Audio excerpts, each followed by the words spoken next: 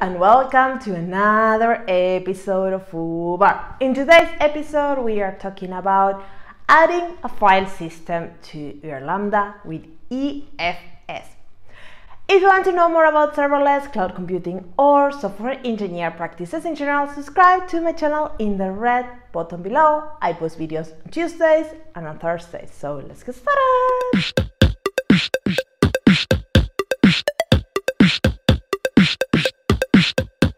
So, EFS is a feature that was launched maybe a few weeks ago, 4 weeks ago or something like that, and it adds the capability of adding file storage to your Lambda function. So let's rewind a little bit and answer the question of what is EFC, or however you pronounce it in English. It means Amazon Elastic File System, and it's basically a scalable NFS file system that you can attach to your EC2s, containers, and now Lambda functions. So you can store data there across multiple availability zones in a way that is secure and durable and high available. So basically now you can add this file system to your Lambda function, and it's mounted as an extra disk or storage unit there, so you can access it from your function execution, and also you can share it across multiple Lambda functions. And here it comes the next question. You might be wondering why I want to have kind of shared content between Lambda functions. Shouldn't be like there should be stateless, and why I want to have persistent things and state. I don't do that. That's a great question. And yes, you should try to avoid as much as you can sharing state across executions, and you want to keep your Lambda functions as stateless as possible. But because of the limited amount of dependencies and storage that Lambda have had, there were many use cases that were not possible. So EFS allows a lot of new use cases that are embracing having a bigger storage. So one common problem, as I said, was to have too big dependencies. So when you work with Lambda functions, you can upload your dependencies. They are maximum 50 megabytes compressed. If you decompress them, you can go on to 250 megabytes. And it's same with layers. So layers doesn't help a lot. You still have the same size for dependencies. And then you have some temporary storage as well, but that's also limited and small. So there were some cases where people needed more and more space for their data, for their dependencies, for frameworks that they needed to use. And with the current setup that Lambda had, it was not possible.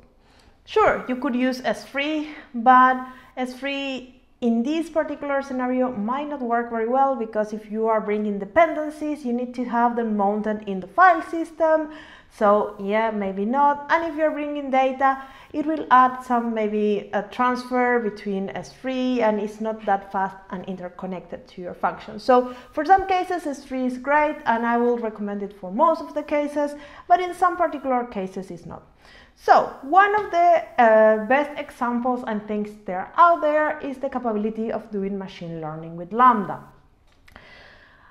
It's not a use case very common due to the fact that Lambda was not supporting to have big dependencies. And when you're doing machine learning, you're training your models and working on those models, you need to have frameworks that are specific. You need to download a lot of data. You need to do a lot of managing of files and data and frameworks and dependencies and things like that. So you need to have a lot of storage. Lambda might work. You might be able to do training in less than 15 minutes, but you were not able to have all that stuff stored in the function. So now you can attach a file system with everything already set up, like your dependencies, your data, and everything you need. And then the Lambda function can take it from there and start working on that machine learning thing that you need to do. And that opens a lot of opportunities for people to work with Lambda functions, because now you don't need to set up any kind of infrastructure. It's super straightforward and very simple. The other thing is, for example, image or video processing also takes a lot of files and data maybe to ingest from your Lambda function, and also the tools that are you using for managing and processing videos and images tend to be quite heavy. So this is another use case that is benefiting from it. Another use case is sharing data between functions, and I know it's not something that we want, but I have to say that people are very creative on what they do with functions. And one thing is that, well, it's not a recommended pattern. Another thing is, why not? If it solves your problem and you find it that it can work for your use case. I think with serverless and one thing is sometimes people are very purist about things, but I think if you know what you're doing and you do it for some particular reason and you're very clear on why you do that, then it's a good solution. If you need to share data across multiple executions, for example, you're downloading something from a third party and then you can basically access it from multiple Lambda functions at the same time. I don't know what is your use case, but people have very interesting use cases. And I think adding more tools to the amount of tools that Lambda offer is great, because it allows more people to adopt Lambda and embrace this type of kind of no server to manage things. But it also adds a lot of things for people to make mistakes and to start like doing things wrong. So I think it's very important to get trained and to start understanding what you can do and what is recommended or not. And then from there, take the decision that you find good for you. Now we know what EFS is, and we know where we can use it. So I will start talking a little bit about the implementation, what we are going to do. I will not go on the details of EFS because I think we could spend another 20 minutes talking about it, and I don't want to spend that time. You can find it in the documentation of AWS, and I'm pretty sure if you Google for it, you will find it everywhere.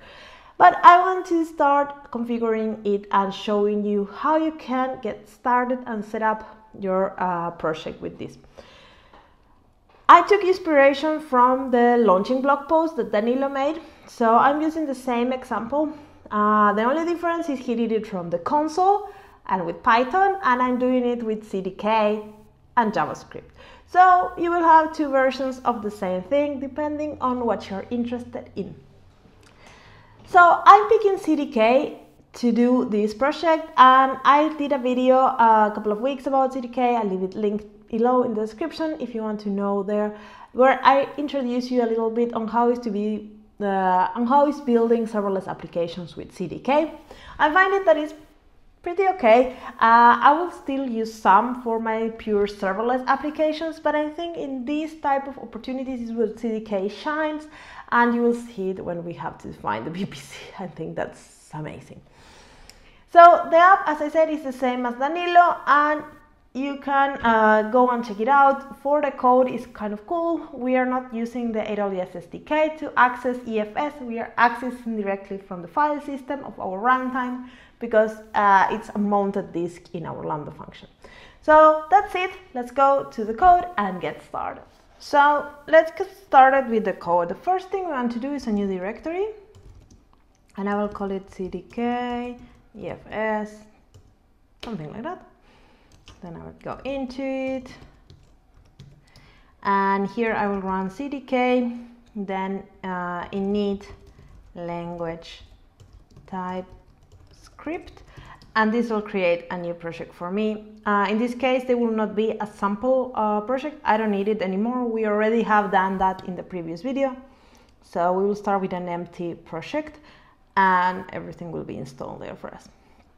So let's wait for this to install and to finalize, and then we will open it.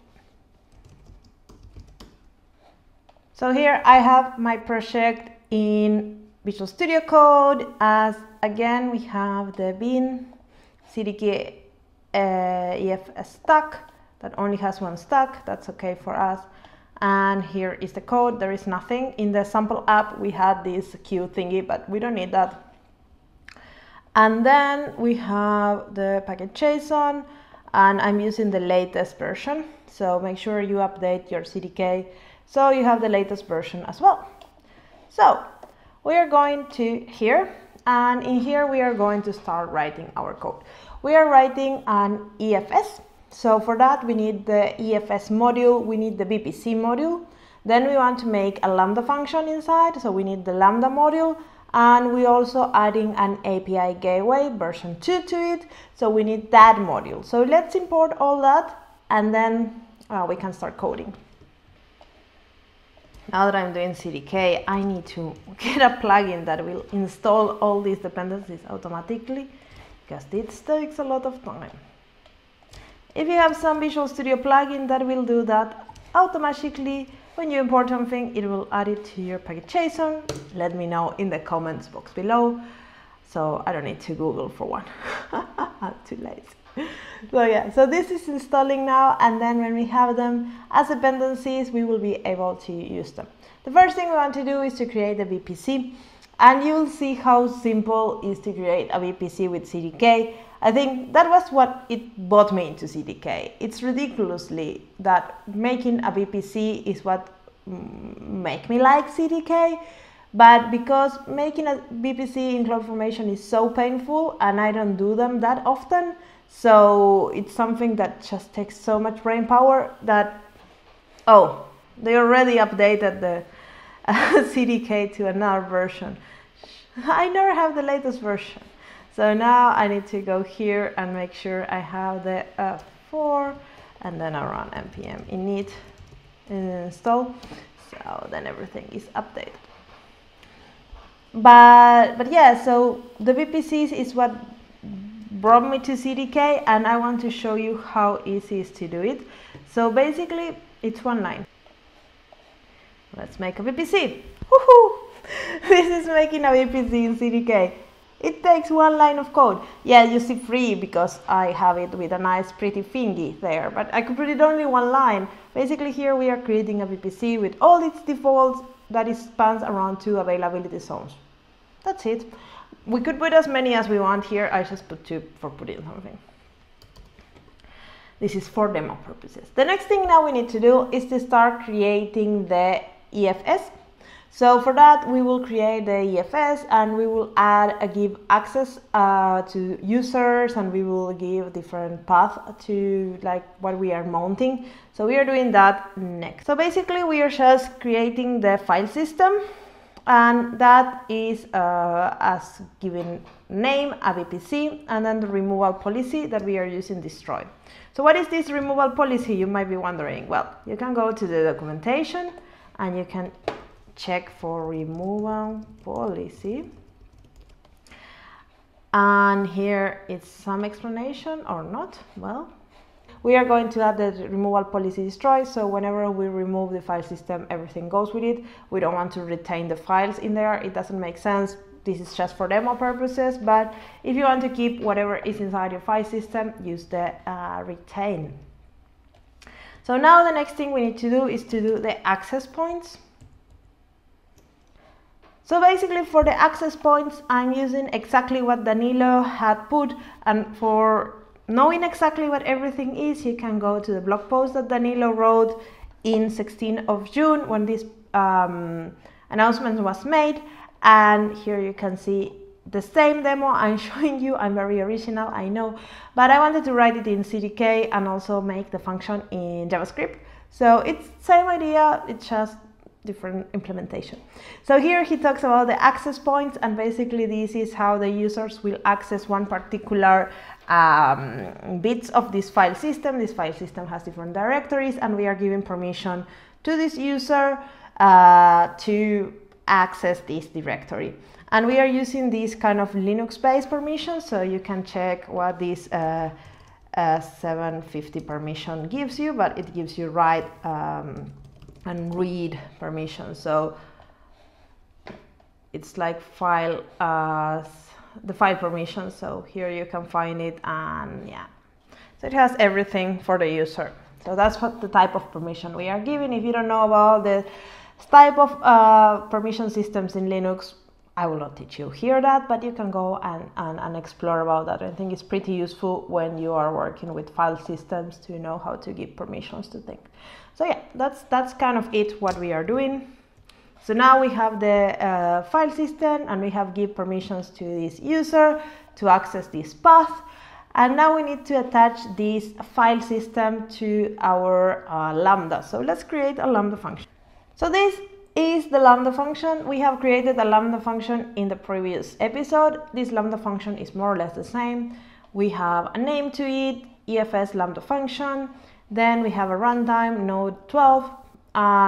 This is the code for our function, where the code is located. We need to create a folder here called lambdas, and then we need to create a file that is message wall and with a method handler. Then we can give a VPC to this Lambda where it has access to, and this is our VPC. And then we can attach a file system to this Lambda, and this file system is the one that we just created, and we give it from the access point that we have created. So basically we are not giving access to the file system directly, we are giving access to the access point of this file system. So basically now the user that is executing the Lambda will be this user, and it will have these permissions to read, write, and into the path message in this file system. And because this is a file system, we need to mount it into our Lambda function. So we are mounting it into some directory that is called message. So this is kind of makes sense, I hope. And then the next thing we want to do is to create an API gateway. And the API gateway, it's just basically for us to be able to perform things on this Lambda function.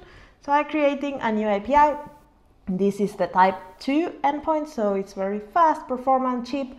And here we are creating a default integration with, we are not defining a path or method, so basically it will be in the base of the root, and we will have access to different methods. And the handler is the Lambda that we just created. And then finally, if we want to have some output to know the URL of this API, we just put it here. Good. So now let's go to our Lambda function and let's create that. So I will create a new file that we will call messagewall.js. I will write it in JavaScript because it's way easier for me than TypeScript, I know. So I will require the file system, the FS library from Node, because that's the one I will be using to interact with the EFS. I will not be using the AWS SDK to interact with the file system because we are mounting this file system into our function as it was part of the function storage. So we need to use the FS library to interact with that. Then here I'm creating a variable, like, well, a constant, where I'm defining the mounting directory for the path. This is the mounting directory that we have defined in here when we assign the file system. And then this is the file basically where I'm saving all the shared content. You could do whatever you want, but I just want to have it in a variable so it's easier. And here I have my handler that I will start populating. So basically in the handler, as I will not have a root for every method and every path, what I'm doing, if I'm doing some kind of case where depending on the method, I'm doing different things. So when we get something, as Danilo does it in his example as well, this is the same code. You can check it out here if you want. The Python version is here. So if we are getting a get from the API gateway, then we are getting all the messages that are in the document, in the content file. If we have a post, we add a new message that is coming in the body, and then we display all the messages. Then if we get delete, we delete all the messages. And then if we get something else, we return method unsupported. So for that, I will be building different functions that are doing these operations. The functions are pretty straightforward because we are basically using the file system. So we are appending things into a file, into this content file. We are appending the new message with a break of line, so it jumps in and it displays it nicely. Same as Danilo is doing, we are getting the messages from the file. I just put them in UTF-8 so we can see them not in a buffer format. And then I'm deleting all the messages using the unlink functionality from Node. But this is something that you can do whatever you want, and you might have multiple files, or you might be reading dependencies from here. So this is a very simple example, I think, just more to show you how this integrates with the file system libraries from your runtime than anything else. So now we have everything we need. We have our infrastructure, and just look at it. It took us 50 lines of code that I will say that most of these can be reduced to less because they are just prettified. And well, a lot of lines of code from doing that to have our EFS with VPC, with Lambda, all combined into one thing. So let's do CDK deploy and deploy this into my cloud, and then we can start testing it with Postman and see how this behaves. So I will accept this and it will start. Good. It took a while, but it finished. Damn VPCs. So let's open this link in my Postman. I will make it bigger. So let's start with post. I will paste this here. There is nothing. I will send a hello and let's see what we get. Nope, this is not what I want. This is what I want. Hello. These are the messages that are in our queue. I can say Marcia. And now we should see 2. And then I can say FooBar. And this is keeps on adding. Then if I do get, I should get everything. And then if I do delete, I should delete everything. And nothing is in get. I will get an error because I have not prepared for that. So I think there will be, no, nothing. Okay, good. And then if I do post again, we only have FooBar. So that's how it works. You can check the CloudFormation if you want and see what resources have been created in your stack. This is my stack, the resources.